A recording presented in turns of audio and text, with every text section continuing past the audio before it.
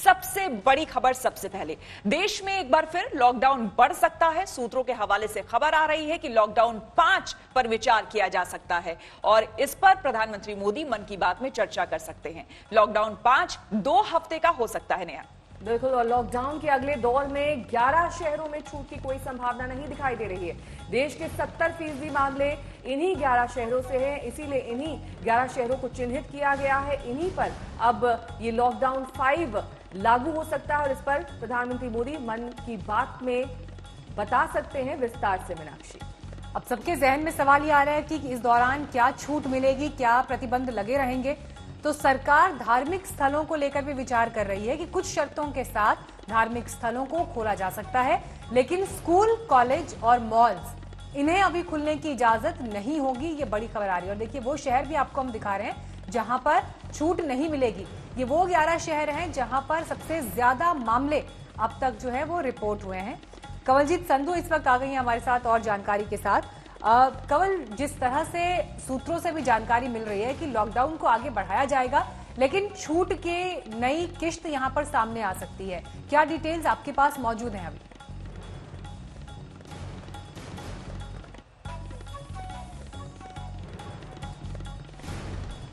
कंवल, आप तक आवाज पहुंच रही है? चलिए कंवलजीत से हम फिर संपर्क करेंगे, लेकिन इस बीच आपको हम लगातार ये बता रहे हैं कि लॉकडाउन 5.0 यानी अब जब 5वें दौर में लॉकडाउन को बढ़ाया जाएगा तो इसका स्वरूप क्या हो सकता है। शुरुआत में जो खबर सामने आ रही है, उन 11 शहरों पर तो पाबंदी वैसे ही जारी रहेगी, वहां पर कोई छूट नहीं होगी जहां पर सबसे ज्यादा केसेस हैं। लेकिन इस बात पर विचार कर रही है सरकार कि धार्मिक स्थलों को खोला जा सकता है कुछ शर्तों के साथ, लेकिन स्कूल, कॉलेज, मॉल यहां पर कोई छूट नहीं हो सकती। और नया देखिए, कल ही हम खबर ये भी दिखा रहे थे कि कैसे जो जिम एसोसिएशन है वो भी सरकार से ये मांग कर रहा है कि उन्हें भी छूट दी जाए। यानी उम्मीद यहाँ पर कई स्तरों पर अलग अलग क्लासेस की तरफ से सामने आ रही है। बिल्कुल, और हमने ये भी दिखाया था आपको कि किस तरीके से अब मंदिर खोले जा सकते हैं कर्नाटक में, लेकिन इसको लेकर भी विवाद छिड़ गया है। अगर मंदिर खुलेंगे तो बाकी धार्मिक संस्थान क्यों नहीं, ये सवाल लगातार पूछा जा रहा है। बहरहाल आगे बढ़ेंगे, बात करेंगे राहुल गांधी की, जिन्होंने एक दिन पहले लॉकडाउन को फेल कहकर सरकार को चुनौती दी थी और आज सरकार की तरफ से रविशंकर प्रसाद ने इसका जवाब चुन चुन कर दिया है। श्वेता, बिल्कुल, और सरकार की तरफ से कहा गया है कि राहुल को देश की फिक्र नहीं है और वो देश को भ्रमित करने वाला लगातार बयान दे रहे हैं। मीनाक्षी, अब सरकार जोर देकर यह कह रही है कि कोरोना की कोई वैक्सीन नहीं है और ऐसे में लॉकडाउन ही एक रास्ता बचता है। नरेंद्र मोदी जी ने कहा था कि 21 दिन में कोरोना की लड़ाई जीती जाएगी। 4 लॉकडाउन हो गए, तकरीबन 60 दिन हो गए। हिंदुस्तान पहला देश है जो बीमारी के बढ़ते वक्त लॉकडाउन बंद कर रहा है। चाहे वो जापान हो, चाहे वो कोरिया हो, चाहे वो जर्मनी हो, फ्रांस हो, सब के सब ने लॉकडाउन जब बंद किया, जब बीमारी घटनी शुरू हुई थी। तो यह बात क्लियर है, स्पष्ट है कि हिंदुस्तान का लॉकडाउन फेल हुआ है। जो लक्ष्य नरेंद्र मोदी जी का था वो लक्ष्य पूरा नहीं हुआ। तो 142 करोड़ की आबादी, 15 देशों की कुल दुखद मृत्यु 3,43,562।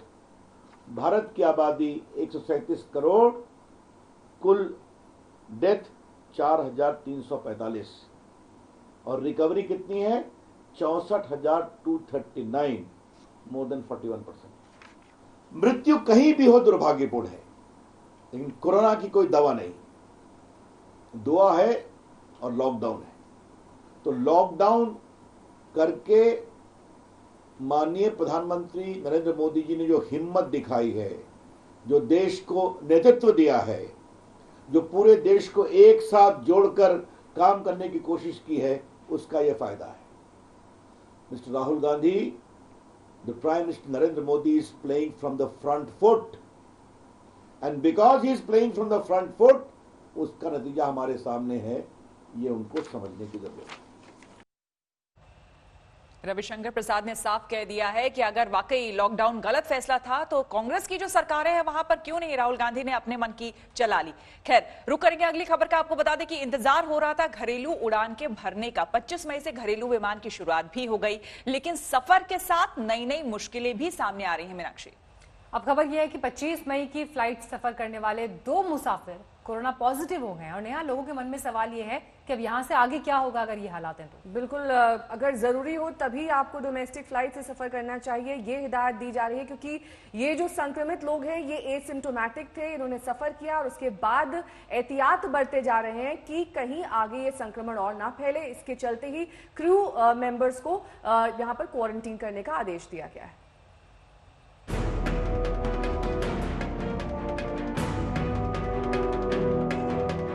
It's not viable, and if you were to do that, you would have to hike up the price of the airline ticket by 33%.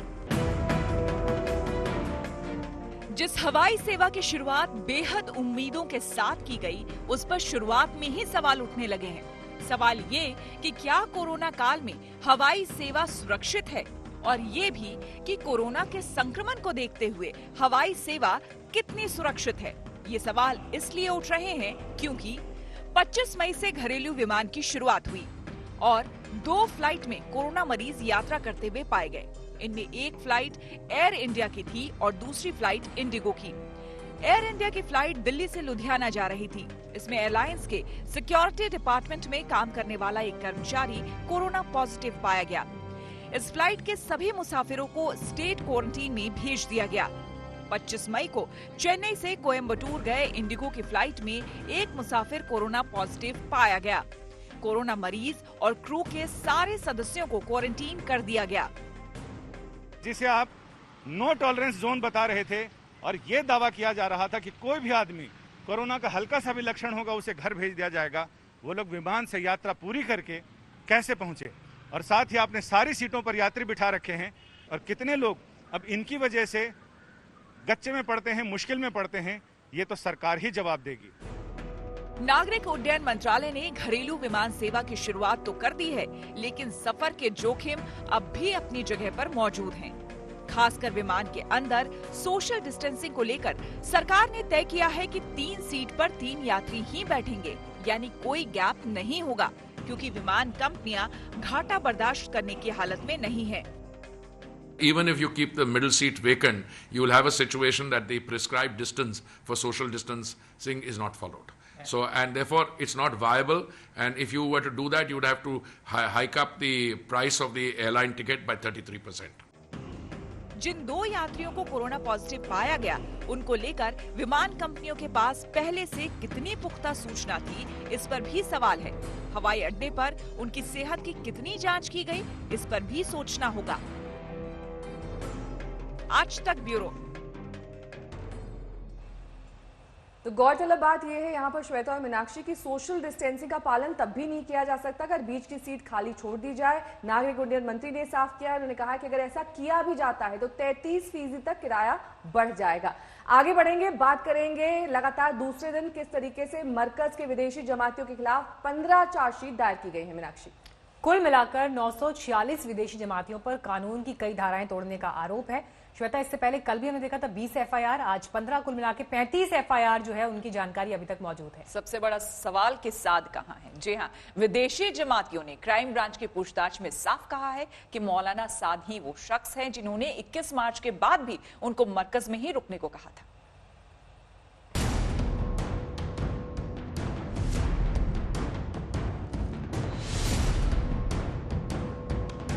Delhi police की क्राइम ब्रांच के इन जवानों के हाथों में ये जो 15,000 से ज्यादा पन्नों के दस्तावेज हैं, इसमें मौलाना साद की मुश्किलों के इजाफे का पूरा सामान मौजूद है।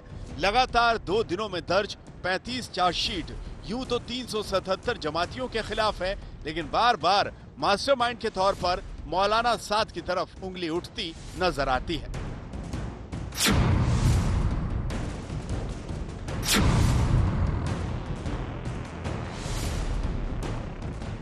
चार्जशीट भले ही 946 विदेशी जमातियों पर हो रही हो, लेकिन कच्चा चिट्ठा साद का इसलिए खुल रहा है क्योंकि इसमें जमातियों के बयान दर्ज हैं। जमातियों ने साफ तौर पर कहा कि मौलाना साद ने ही उनको 21 मार्च के बाद भी मरकज में जमे रहने को कहा था।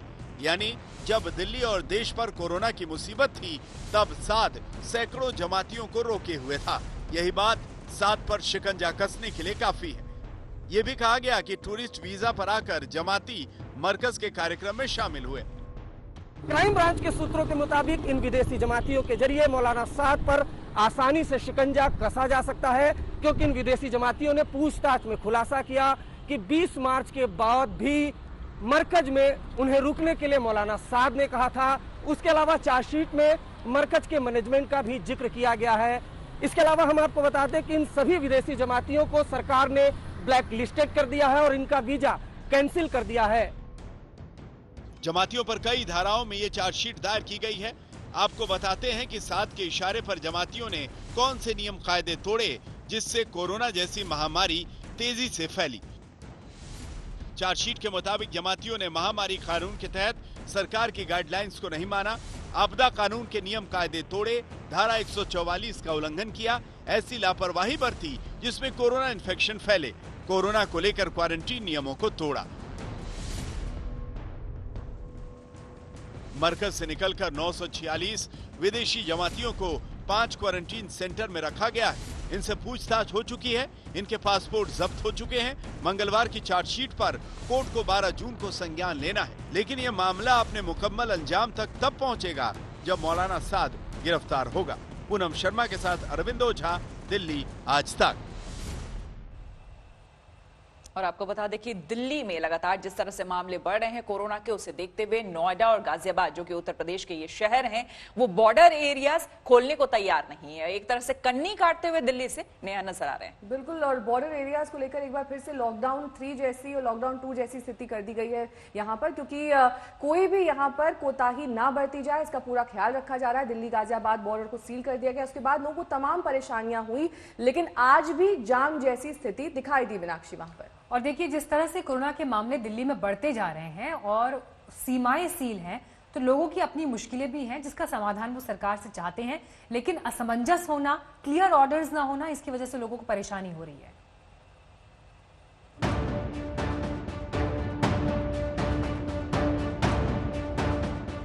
लगातार तीसरे दिन दिल्ली गाजियाबाद सीमा पर अफरा तफरी जैसे हालात दिखे। लोग आने जाने पर तुले थे और पुलिस नियमों का डंडा थामे तैनात बैठी थी।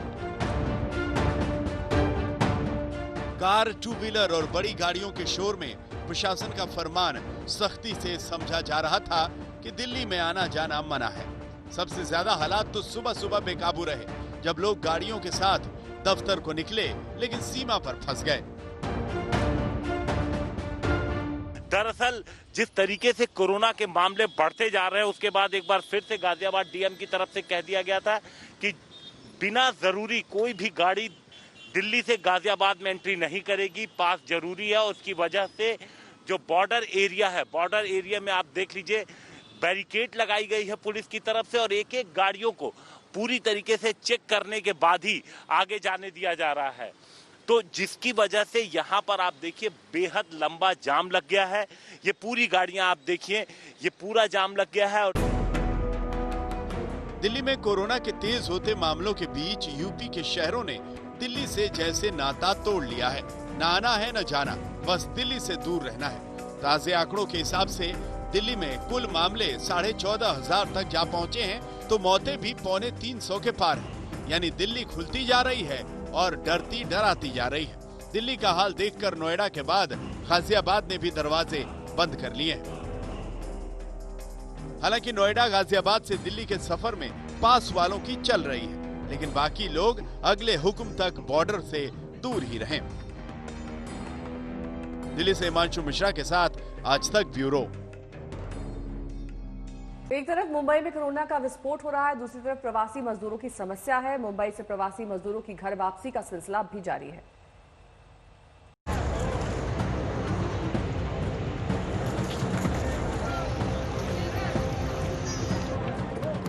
आधी रात का वक्त प्रवासी मजदूरों का रेला मुंबई के लोकमान्य तिलक टर्मिनस की ओर बढ़ता चला जा रहा है। किसी को गोंडा जाना है तो किसी को आजमगढ़, किसी को पश्चिम बंगाल के किसी ठिकाने पर जाना है।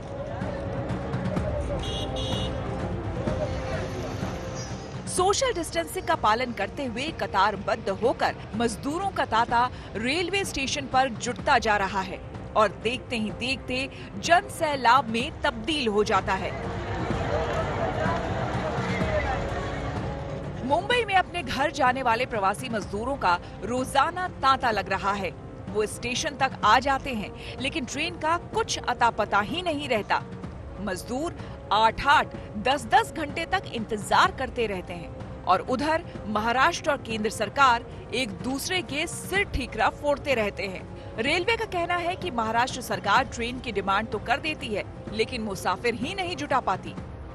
हजारों की तादाद में जो श्रमिक हैं, मजदूर हैं महाराष्ट्र से, मुंबई से ज्यादातर, किस तरीके से यहाँ बैठ के टर्मिनस पे घंटों बहुत लोग सुबह के आए हुए हैं, बहुत दोपहर के घंटों ट्रेनों का वेट किया जा रहा है, बट ट्रेन नहीं अभी इनको मिल पाई है, ना ही इन्हें कोई इन्फॉर्मेशन दी गई है। सर कितने घंटे से खड़े हैं? 4 बजे से खड़े हैं। कहाँ जाना है? बता रखिए। यूपी जाना है। आज कुछ बताया गया है कब आएगा? कुछ भी नहीं, हम लोग को 4 बजे वहाँ से मतलब भेज दिया गया, बस से इधर लाके छोड़ दिए और अंदर भी नहीं ले रहे। अंदर भी नहीं ले रहे। आज के लिए हमसे 145 ट्रेन, 145 ट्रेन कल शाम को मांगी। अब रेलवे ऐसा तो नहीं है कि भाई हम कल शाम को बोले और आज सुबह 145 ट्रेन। फिर भी पूरी रात बैठ के देश भर की समीक्षा करके ट्रेनों को तेज दौड़ा के पूरी हमने प्लानिंग की, रात भर बैठ के 145 ट्रेन हमने महाराष्ट्र पहुंचा दी। 145 गाड़ियां खड़ी हैं, पैसेंजर्स नहीं है। राज्य सरकार पैसेंजर ला नहीं पा रही है। इस तरह से गुमराह कर देने से समस्याओं का समाधान नहीं हो सकता और उनकी बयानबाजी से जो मजदूर है उनमें और बेचैनी बढ़ रही है। जो मजदूरों को ट्रेन उपलब्ध होती है 1700 ट्रेनें भेजने के लिए, उससे ज़्यादा संख्या में भीड़ बढ़ रही है। लॉकडाउन के नियमों का पूरी तरह से उल्लंघन हो रहा है। प्रवासी मजदूरों को पश्चिम बंगाल भेजने के मुद्दे पर भी सियासत गर्म है। महाराष्ट्र से 41 श्रमिक एक्सप्रेस ट्रेन पश्चिम बंगाल भेजा जाने वाला था, लेकिन अम्फान तूफान से हुए नुकसान की वजह से पश्चिम बंगाल के लिए इसकी व्यवस्था में मुश्किल हो रही है। कल पुणे से भी 1400 श्रमिकों को पश्चिम बंगाल जाना था, लेकिन आखिरी वक्त पर पश्चिम बंगाल से संदेश आया कि वो इतने मजदूरों को लेने की स्थिति में नहीं है। सिर्फ 400 मजदूरों को ट्रेन पर बिठाकर रवाना किया गया। जाहिर है रेलवे और राज्य सरकारों के बीच तालमेल का घोर अभाव है और इसका खामियाजा मजदूर भुगत रहे हैं। मुंबई से कमलेश सुतार, सौरभ वक्तानिया और साहिल जोशी के साथ आज तक ब्यूरो। 40 रोटी, कई प्लेट चावल और 50-60 लिट्टी। ये सुनकर आपको लगेगा कि ये पार्टी का भरपूर मेन्यू है क्या? लेकिन दरअसल एक शख्स के खाने का ये चार्ट है। ये साहब बक्सर के क्वारंटीन सेंटर में सरकारी खाने का लुत्फ उठा रहे हैं। बक्सर के क्वारंटीन सेंटर में इन सज्जन की भूख ने तहलका मचा रखा है। इनके डाइट चार्ट का अध्ययन आगे करेंगे, पहले इनसे परिचय हो जाए। नाम है अनूप ओझा और फिलहाल बक्सर के सेंटर में भरपेट अपने दिन काट रहे हैं। सुबह से दोपहर, शाम और रात तक ये अपने खाने के कार्यक्रम में मशगूल रहते हैं। अनूप की भूख ऐसी है कि कई लोगों का खाना अकेले अपने दम पर गटक जा रहे हैं। लोग भूखे ना रह जाएं, इसके लिए बेचारे रसोइयों को बार बार हांडी चढ़ानी पड़ती है। खैर, जरा देखिए इनके खाने पीने का पूरा लेखा जोखा। सुबह के नाश्ते में 40 रोटी और सब्जी, खाने में कई प्लेट चावल दाल सब्जी, एक दिन में 60 लिट्टी पर हाथ साफ किया। कैंप में अकेले 10 लोगों का खाना खा गए। इनके खाने पीने की ख्याति कैंप की दीवारों से बाहर निकलकर फैल चुकी है और ये साहब खुद जानते हैं कि वो खाने पीने में कितने उस्ताद हैं। बक्सर के क्वारंटीन सेंटर में दूसरे राज्यों से लोग अपने दिन काट रहे हैं, लेकिन अनूप की भूख तो गजब ढा रही है। रोटी, चावल, लिट्टी सबको समान भाव में पेट में जगह प्रदान करते हैं। वैसे भी कैंप में कुछ खास काम है नहीं, सो ओझा जी तन्मय भाव से खाने के अपने फेवरेट काम को एंजॉय कर रहे हैं। बक्सर से पुष्पेंद्र कुमार पांडे के साथ आज तक ब्यूरो। कोरोना के बढ़ते संक्रमण के बीच एक परेशान करने वाली खबर गोरखपुर और बैतूल से सामने आ रही है। यहाँ कई चमगादड़ों की मौत से दहशत है। हालांकि इसके लिए गर्मी को वजह बताया जा रहा है। फिर जांच के लिए सैंपल भेज दिए गए हैं।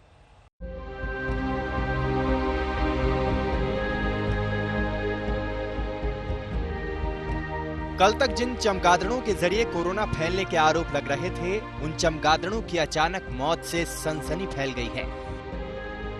गोरखपुर के एक बगीचे में 300 चमगादड़ों की मौत से दहशत बढ़ गई है।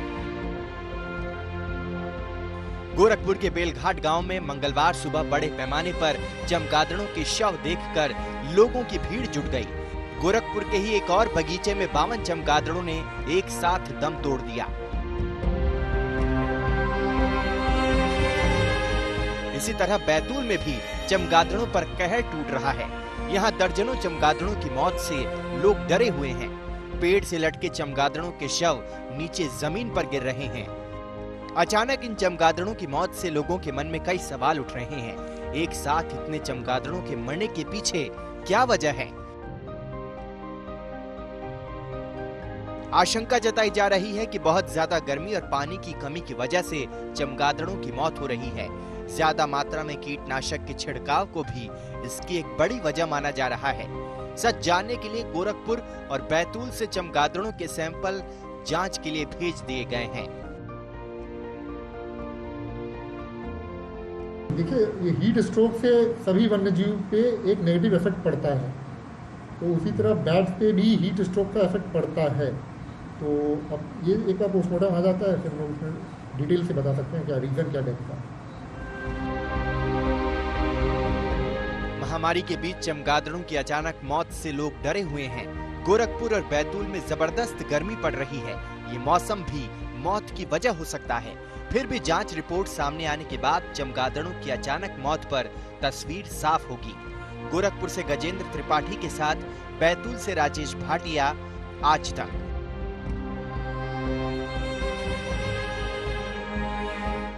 लॉकडाउन में जनता को घर की दहलीज तक रोकने का काम अब गर्मी भी कर रही है। इतनी भीषण गर्मी है कि दोपहर में सड़क सुनसान हो जाती है। उत्तर भारत में गर्मी अपने सारे रिकॉर्ड तोड़ चुकी है।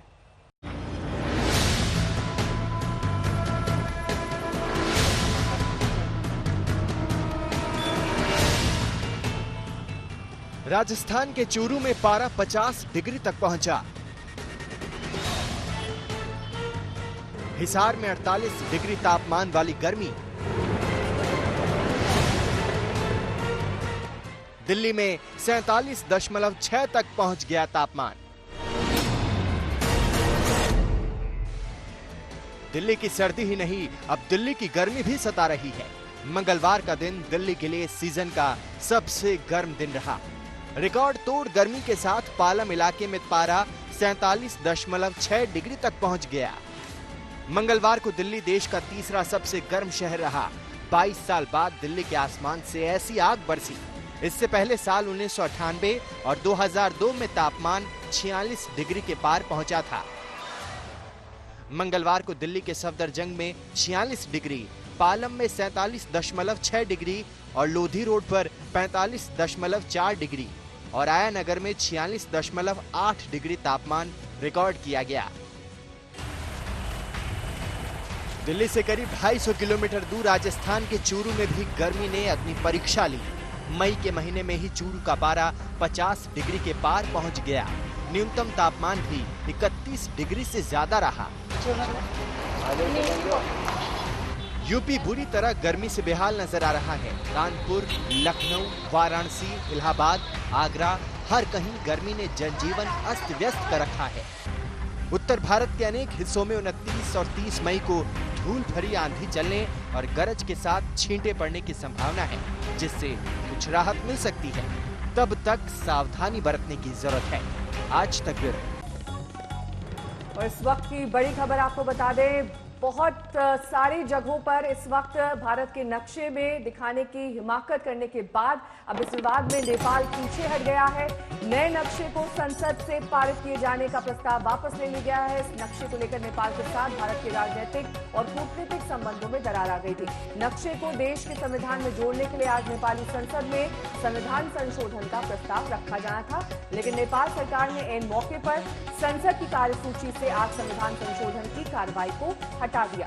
सत्ता पक्ष और प्रतिपक्षी दलों की सहमति से विधेयक को फिलहाल संसद की कार्यसूची से हटा दिया गया।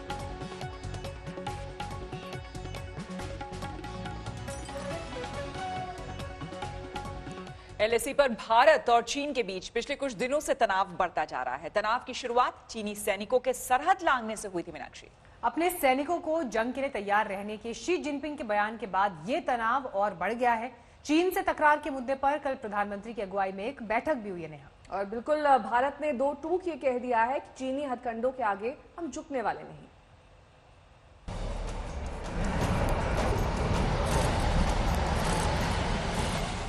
कोयंबटूर के सुलूर एयरबेस से लाइट कॉम्बैट एयरक्राफ्ट तेज को उड़ाते हुए air chief marshal RKS Bhadauria की ये तस्वीर ऐसे वक्त सामने आई है जब लाइन ऑफ एक्चुअल कंट्रोल पर भारत और चीन की फौज आमने सामने है। इस उड़ान के साथ तेजस की दूसरी स्क्वाड्रन वायुसेना में शामिल हो गई। इस स्क्वाड्रन का नाम फ्लाइंग बुलेट्स दिया गया है, जिसकी शुरुआत वायुसेना प्रमुख air chief marshal RKS Bhadauria ने खुद की थी। एयर चीफ मार्शल की इस उड़ान का भारत चीन के ताजा तनाव से कोई रिश्ता नहीं, लेकिन चीन को यह दिखाने के लिए काफी है कि वो आज के भारत को 1962 का हिंदुस्तान ना समझे। तेजस जैसे लड़ाकू विमान के साथ हिंदुस्तान दुनिया के किसी भी मिलिट्री सुपर पावर से कम नहीं है। नरेंद्र मोदी के भारत को कोई भी आंख नहीं दिखा सकता। फिर कहूंगा, नरेंद्र मोदी जी के भारत को कोई आंख नहीं दिखा सकता। एक शब्द में आपका उत्तर दे दिया। एक तरफ एयर चीफ मार्शल तेजस में उड़ान भर रहे थे, तो दूसरी तरफ दिल्ली में थल सेना अध्यक्ष एमएम नरवणे के साथ सेना के टॉप कमांडरों का मंथन चल रहा था। वैसे तो 3 दिन की ये कॉन्फ्रेंस पहले से ही प्रस्तावित थी, लेकिन भारत चीन तनाव को देखते हुए सबकी निगाहें इसी कॉन्फ्रेंस पर हैं।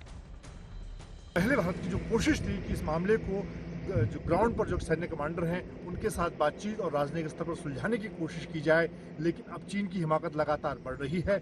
ऐसे में प्रधानमंत्री ने तीनों सेनाओं से पूरे हालात की जानकारी ली और अगर सैन्य विकल्प के तौर पर देखा जाए, सामरिक तौर पर देखा जाए, उससे कैसे निपटना है, इसको लेकर तीनों सेनाओं से एक ब्लूप्रिंट प्रधानमंत्री ने मांगा है, जिसकी जानकारी इस अहम बैठक के दौरान दी गई।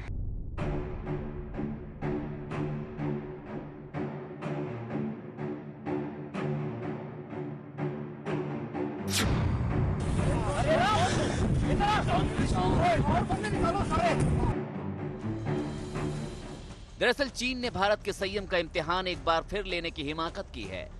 सीमा विवाद के बहाने लद्दाख के उस इलाके में घुसने की जरूरत की है जिसे भारत अपना मानता है, जिसकी एक एक इंच जमीन भारत की है। वो इलाका जहां भारत और चीन अपने अपने हिस्से में पेट्रोलिंग किया करते थे और फिर लौट जाते थे। इस बार वहां चीन ने पक्के कैंप बना लिए। न सिर्फ कैंप बनाए बल्कि अपने हजारों सैनिकों को भी वहां तैनात कर दिया। चीन की इन हरकतों की भनक लगते ही भारतीय वायुसेना ने उसे मुंहतोड़ जवाब देने की तैयारी शुरू कर दी। भारतीय फौज पूरी मुस्तैदी और ताकत के साथ उस इलाके में चीनी फौज के सामने डटी हुई है। इधर दिल्ली में भी जबरदस्त हलचल है। देश की सुरक्षा से जुड़े 5 दिग्गज तुरंत सक्रिय हो गए। Chief of defence staff general Bipin Rawat और राष्ट्रीय सुरक्षा सलाहकार अजित डोभाल ने पीएमओ में प्रधानमंत्री के साथ लंबी बैठक की। बैठक में रक्षा मंत्री राजनाथ सिंह भी मौजूद थे। इससे पहले एक बैठक रक्षा मंत्री राजनाथ सिंह के घर पर भी हुई। बैठक में तीनों सेनाओं के प्रमुख और chief of defence staff general Bipin Rawat शामिल हुए। करीब 1 घंटे तक लद्दाख में चीन को सबक सिखाने पर बातचीत हुई। सूत्रों की माने तो रक्षा मंत्री को बताया गया कि इतनी बड़ी तादाद में सैनिकों को भेजा जा रहा है कि चीन को माकूल जवाब दिया जा सके। हमें ऐसे वातावरण के अंदर संयम की, धैर्य की और सूझबूझ की जरूरत है और ये तीनों चीज हमारे प्रधानमंत्री जी के अंदर हैं। ये तीनों चीज इस सरकार के अंदर हैं और हमारी सरकार अपनी सेनाओं के साथ बहुत अच्छे तरीके से इस सिचुएशन के साथ डील करेगी। कोई इसके अंदर भय की बात नहीं। सूत्रों की माने तो बैठक में ये भी तय किया गया कि अगर चीन बातचीत और कूटनीति से मान जाता है तो अच्छी बात है, वरना उसे उसकी ही भाषा में करारा जवाब दिया जाएगा। अगर चीन आंख दिखाता है तो उससे आंख दिखाकर निपटा जाएगा। चीन के अंदर जब भी वो चाहते हैं कि लोगों का ध्यान दूसरी तरफ बंटे, ऐसी चीजें होती हैं। कोई इसमें नई चीज नहीं है। पहले अगर कुछ नफरी थी, उसमें अगर बढ़ोतरी हो जाती है, कोई इसमें बात नहीं है। हमारी भी बढ़ोतरी होती है, लेकिन हम किसी को बताते नहीं है। मुझे पूरा भरोसा है हमारे तीनों सेनाओं के अंगों पर कि वो किसी भी चुनौती का सामना करने को तैयार है। उनको अपना काम करने दें। सरकार इस चीज पर निगाह बनाए हुए है। सरकार में अलग अलग जगह पर अलग अलग काम होता है। कुल मिलाकर चीन को यह बताने की कोशिश है कि वो आज के भारत को 1962 का भारत हरगिज न समझे। तब से अब तक हिंदुस्तान काफी बदल चुका है। अब हर गुस्ताखी का जवाब देने के लिए हिंदुस्तान तैयार है। अभिषेक भल्ला के साथ मंजीत नेगी, दिल्ली, आज तक। वहीं भारत चीन तनाव के बीच लद्दाख में लाइन ऑफ एक्चुअल कंट्रोल यानी कि LAC पर गतिविधियां तेज हो गई हैं। स्थानीय लोगों का ये कहना है कि ऐसी हलचल उन्होंने पहले कभी नहीं देखी है। चीन की हरकतें देखकर भारत ने भी यहां अपने सैनिकों की तैनाती को बढ़ा दिया है। पर्यटकों की आवाजाही पर भी रोक लग गई है। आम लोगों की आवाजाही पर रोक है। आज तक आपको दिखा रहा है LAC से एक एक्सक्लूसिव रिपोर्ट, जहां ताजा हालात में कोई चैनल नहीं पहुंचा। आमतौर पर शांत दिखने वाले लद्दाख में लाइन ऑफ एक्चुअल कंट्रोल के आसपास सेना की हलचल बढ़ गई है। देश के आन बान और शान की रखवाली के लिए सैनिकों की आवाजाही जारी है। LAC की हलचल से आपको रूबरू कराने के लिए आज तक की टीम भी ग्राउंड जीरो पर मौजूद है। भारत और चीन के बीच तनाव लाइन ऑफ एक्चुअल कंट्रोल पर बढ़ रहा है। यही कारण है कि प्रशासन ने फिलहाल लाइन ऑफ एक्चुअल कंट्रोल से सटे इलाकों में पर्यटकों की आवाजाही पर रोक लगाई है। इतना ही नहीं बल्कि आम लोगों की हरकतों पर भी नजर रखा जा रहा है। लद्दाख क्षेत्र में पेंगोंग लेक ही पर्यटकों की सबसे पसंदीदा जगह है और फिलहाल वो पर्यटकों के लिए बंद कर दी गई है। करीब 22 दिन हो गए जब चीन के सैनिकों ने भारतीय सैनिकों के साथ यहाँ धक्का मुक्की की थी। 20 दिन पहले चीनी हेलीकॉप्टर्स भारतीय वायु सीमा के करीब आ गए थे, लेकिन भारत के फाइटर्स विमानों ने लेह एयरबेस से उड़ान भरकर उन्हें खदेड़ दिया था। सैटेलाइट तस्वीर से भी चीन की हिमाकत की पोल खुल चुकी है। स्थानीय लोग बताते हैं कि सरहद पर तनाव की ऐसी गतिविधि उन्होंने पहले नहीं देखी थी। लद्दाख में लाइन ऑफ एक्चुअल कंट्रोल के आसपास रहने वाले लोगों का कहना है कि दशकों में उन्होंने इस तरह का तनाव नियंत्रण रेखा पर नहीं देखा है।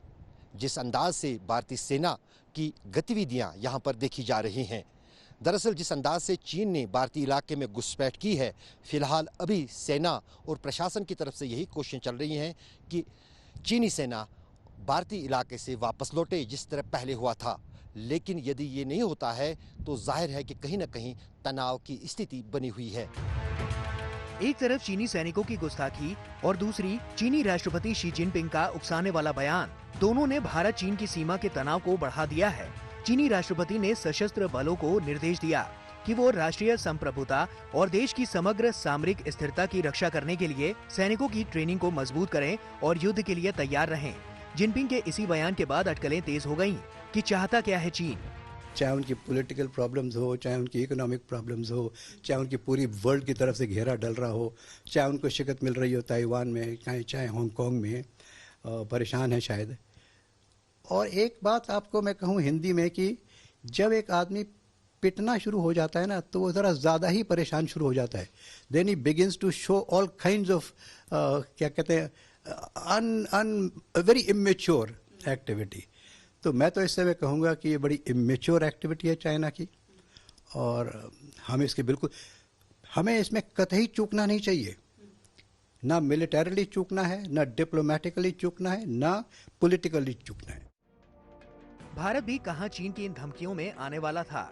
सूत्रों के मुताबिक भारत ने तय कर लिया कि अगर लद्दाख में भारत के सड़क और पुल बनाने से चीन बौखला रहा है तो ये उसकी परेशानी है।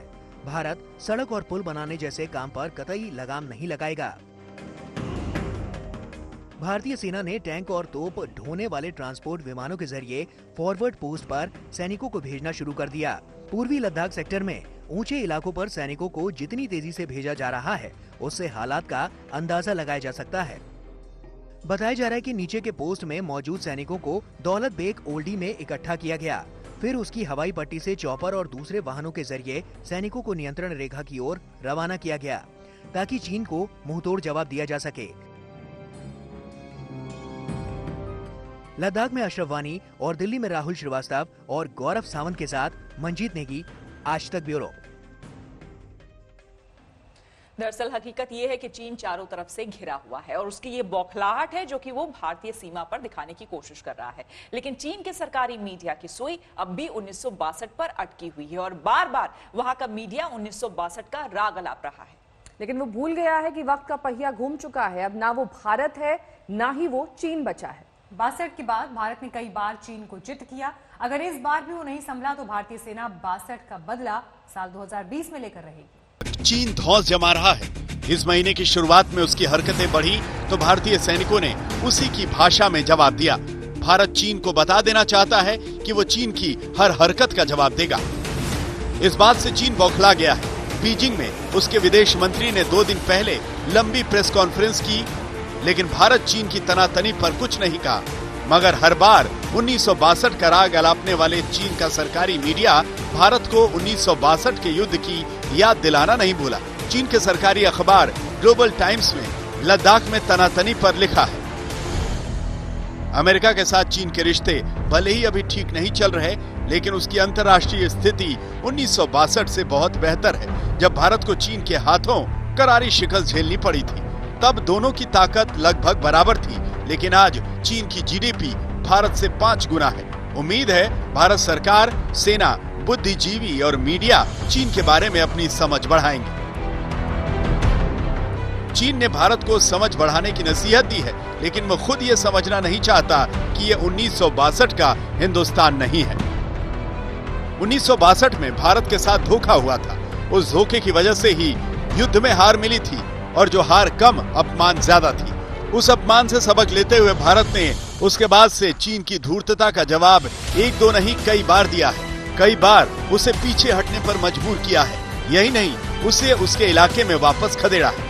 अगर चीन 1962 की याद दिलाता है तो वो 1967 को याद कर ले, जब हमारे जाबाज सैनिकों ने चीन को सबक सिखाया था। उस समय नाथुला दर्रे में सीमा विवाद को लेकर पहले दोनों तरफ के सैनिकों के बीच धक्का मुक्की हुई थी। फिर चीनी सैनिकों ने अचानक ही बिना किसी चेतावनी के भारतीय सैनिकों पर अंधाधुंध गोलीबारी शुरू कर दी थी। शुरुआत में भारतीय सेना को नुकसान उठाना पड़ा, करीब 70 सैनिक शहीद हो गए, लेकिन उसके बाद बहादुर जवानों ने ऐसा पलटवार किया कि खुद चीन ने माना कि उसके 400 से ज्यादा सैनिक ढेर हो गए, उसके कई बंकर तबाह हो गए। भारतीय सेना की ताकत के आगे चीन को पीछे हटना पड़ा। यही कारण है कि हमने चीन को कभी नहीं बोला कि देखिए हमने आपको 67 में ठोका है, इस समय मारा है, यहाँ पर आपको हराया है। ये भारतीय संस्कृति में नहीं है। ये उन जगह पर होती है जहाँ उथला पानी होता है। भारतीय सेना की, जो कि भारतीय संस्कृति का अंग है, महानता है, और इसीलिए हमने ये डर के मारे नहीं कि चीन क्या बोलेगा या चीन को पता है हमने क्या किया है और हमें भी पता है।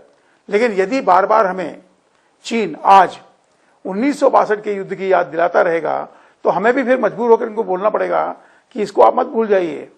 ये वही सैनिक है, ये वही क्षेत्र है, ये वही इलाका है जहां आपको 1967 में हमने आपको सबक सिखाया था। यही नहीं, 1986-87 में भी जनरल सुंदर जी के नेतृत्व में ऑपरेशन फाल्कन के तहत भारत ने चीन को करारा जवाब दिया था। अरुणाचल के नामकाचू तक जनरल सुंदर जी ने हेलीकॉप्टर के जरिए भारतीय सैनिकों को पहुंचाकर चीन को हैरान कर दिया था। इसके बाद ही भारत ने अरुणाचल प्रदेश को पूर्ण रूप से राज्य का दर्जा दिया था, जिसकी वजह से चीन आज भी तिलमिलाता रहता है। वहीं हमेशा 1962 का राग अलापने वाले ग्लोबल टाइम्स को याद रखना चाहिए कि जहां चीन ने वियतनाम युद्ध के बाद कोई युद्ध नहीं लड़ा है, वहीं भारत ने पाकिस्तान से 1971 और फिर करगिल युद्ध लड़ा। यही नहीं, आज भी वो पाकिस्तान के साथ साथ चीन के हमलों का जवाब देने के लिए युद्ध जैसी तैयारी रखता है। मंजीत नेगी, दिल्ली, आज तक।